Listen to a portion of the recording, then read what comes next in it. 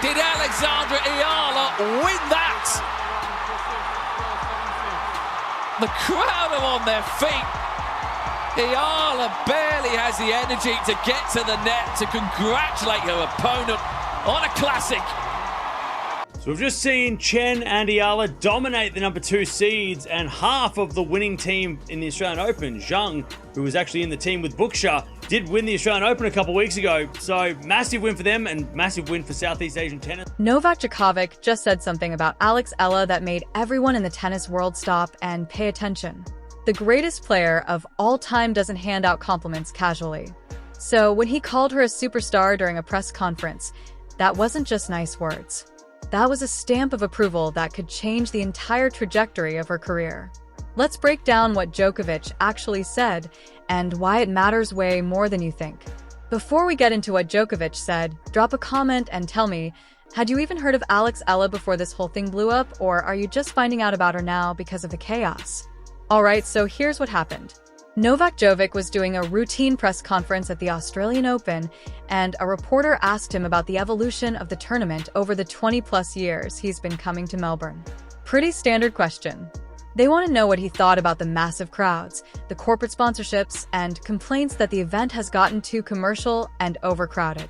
I saw the other day with Alex Eala, that's been a talk, and which is understandable. There's some players coming from respective countries, like she's coming from Philippines, which is now a big deal. She's been the biggest ever tennis player from that country, which is a big country, and there's a big interest. So things like that happen. I mean, it's you could argue that it was maybe a poor schedule, and maybe they could schedule them on a bigger court. Yes, but again, she's so young and she's just coming through. So.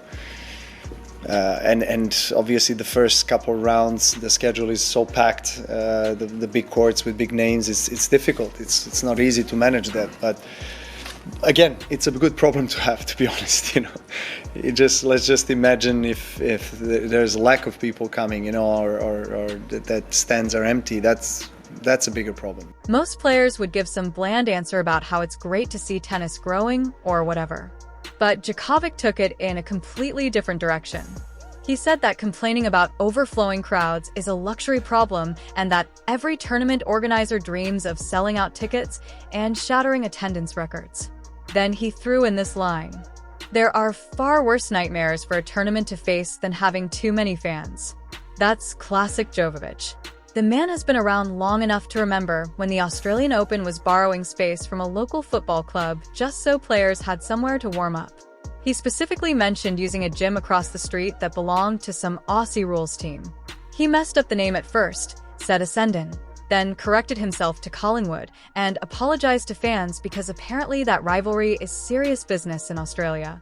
The point he was making is that the Australian Open has transformed from a tournament that was scraping by with borrowed facilities to a massive global event with indoor arenas, recovery centers, and 5-star everything.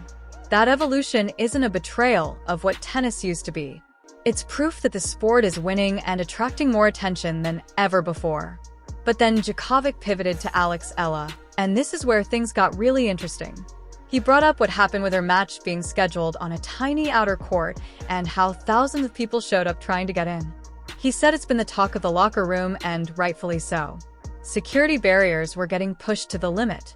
The logistics completely collapsed. It was chaos. Now here's the key part. Djokovic didn't frame this as a disaster or a failure by the tournament organizers. He framed it as evidence of something bigger happening in tennis. He acknowledged that they probably should have anticipated the response and put her on a bigger court. But the real story is why so many people showed up in the first place. Eala represents an entire nation. The Philippines has over 110 million people, and they've never had a tennis player capture global attention like this before.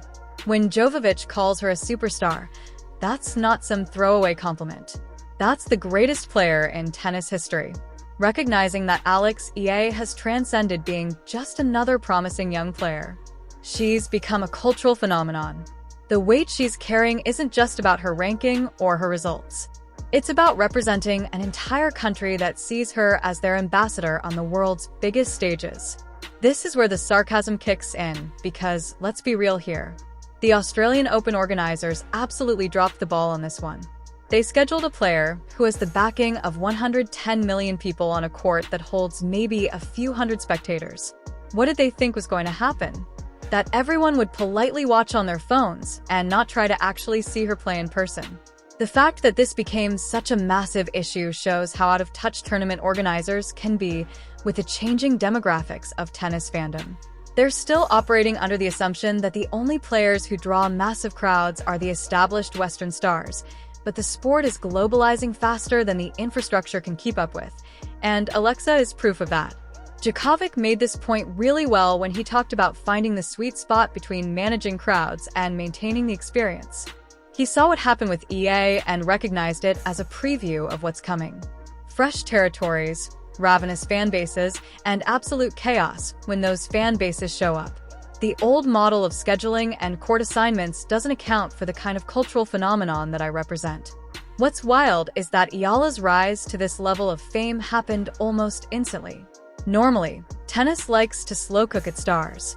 You grind on the tour for years, slowly move up the rankings, and gradually build a following. But with Yaya, it's been like flipping a switch. One moment she's a promising junior player, the next she's got an entire nation tracking her every move and showing up in masses to watch her play. This creates a really interesting dynamic because the sports infrastructure wasn't built for this kind of sudden global celebrity. Court bookings, TV slots, media obligations, all of that is still designed around the traditional path to stardom. When someone jumps the line because of cultural and national significance rather than ranking points, it causes friction and confusion. That's why Djokovic's comments matter so much. He's been through this himself. He knows what it's like to carry the hopes of an entire country. Serbia isn't the Philippines in terms of population, but the pressure and expectations are similar. When he talks about celebrity being a golden prison, he's speaking from experience. The same wave of adoration that lifts you up can drown you if you're not prepared for it. For a teenager like Eala, who's still learning how to compete at the professional level, that pressure is enormous. She's not just trying to win matches and improve her ranking. She's managing the expectations of millions of people who see her success as their success. That's a completely different level of mental burden than what most young players deal with. The mob scene at her match wasn't just random fans being excited. Those were true believers who crossed oceans and fought through crowds desperate to see their icon in person. They weren't there for the tennis necessarily. They were there for what she represents.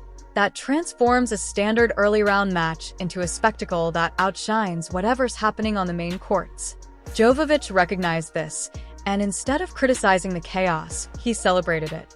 He said, "These frenzies are inevitable when the sport outgrows its infrastructure." The rise of players like Eala demonstrates how complicated the puzzle has become, despite the fact that the first week of a Grand Slam is always chaotic due to competing storylines and tight schedules. These days, fan interaction goes beyond rankings and awards. It has to do with national pride and cultural weight. There are two things that happen when the greatest player in history publicly supports a young player like this.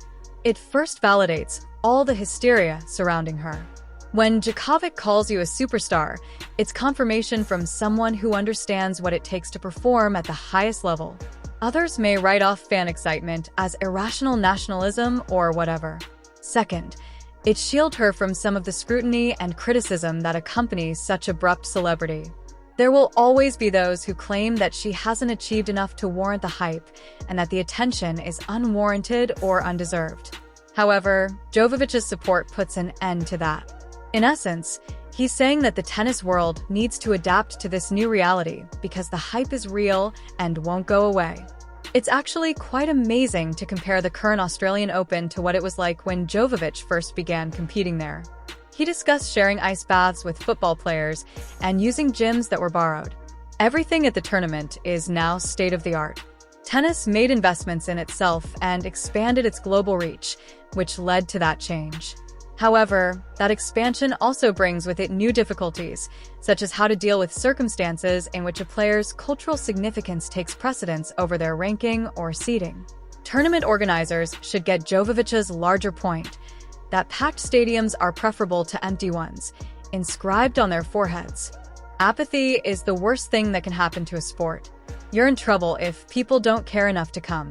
You don't want a situation like that, where thousands of people are vying for a spot on a side court to watch a young Filipino player. It indicates that tennis is expanding into new markets and grabbing the interest of individuals who were previously uninterested in the game.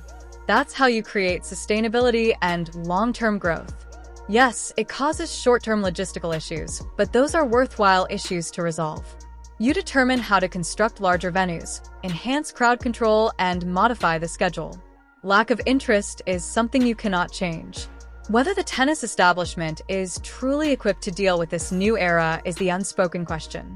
For many years, athletes from a comparatively small number of nations have dominated the sport.